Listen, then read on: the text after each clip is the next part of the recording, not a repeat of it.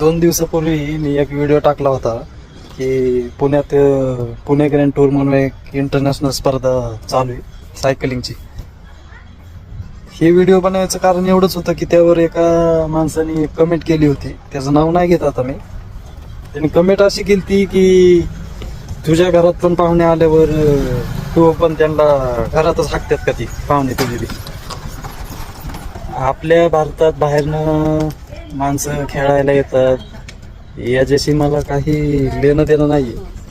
येतात खेळायला, ती गोष्ट चांगली आहे. आपल्या भारताचं जागतिक स्तरावर नाव मोठं होत आहे. भारताला एक खेळाच्या बाबतीत मोठा दर्जा भेटतोय. मला ते खेळायला आले त्याच्याशी काही हे नव्हतं. अतिथी देवो भव ही आमची शिकवण आहे. पण मला राग ह्या गोष्टीचा आला की तो माणूस म्हणतोय तुझ्या घरात पाहुणे आल्यावर तू पण त्यांना काय पाहुणे काय तुझ्या घरात येऊन हाकतात काय.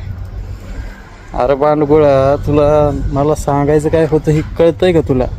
2 दिवसात प्रशासनाने जेवढी कष्ट घेतलेत ना, रोडवरचा कचरा साफ करायला, रोड नीट करायला, भिताडं रंगवायला, खड्डे बुजवायला, तेवढेच कष्ट जर रोज घेतले तर काय वाईट आहे का?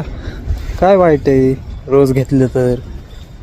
पिंपरी चिंचवड मधली महानगरपालिका अशी या खंडातली सर्वात श्रीमंत आहे ना. मग ह्यांना ही करू शकतात, सगळं करू शकतात. ही 2 दिवसात एवढं होऊ शकतंय म्हणल्यावर रोज का नाही? पण ह्यांना करायचं नाहीये हे सांगायचं होतं मला. जर ती स्पर्धा तुम्ही बघितली असेल ना, तर निगडीच्या साईडला एक लय मोठा झोपडपट्टीचा पट्टा आहे, डॉक्टर बाबासाहेब आंबेडकर वसाहत. तुम्हाला खोटं वाटत असेल तर तुम्ही यूट्यूबवर बघू शकताय. तर रोडने झोपडपट्टी दिसू नये म्हणून ह्या सरकारने पांढरे कापड लावून ती झाकली होती रोडच्या साईडने. कशी झाकायची? दिसू नये बाहेरच्यांना. का दिसू नये? दिसू द्या ना त्यांना ती. तुम्ही रोड दाखवताय ना आमचे चांगले आहेत, मग झोपडपट्टी बी दिसू द्या ना.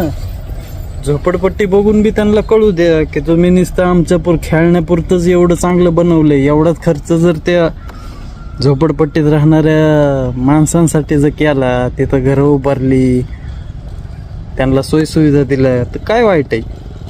पण कायनला कसं असतंय, एखादा नासका शेंगदाणा येतो आणि हे असलं हागल्यावानी बोलून जातो ना, त्याचं वाईट वाटतंय की जाऊन द्या, चांगली गोष्ट आहे. जेवढे शत्रू असतील तेवढे आपल्याला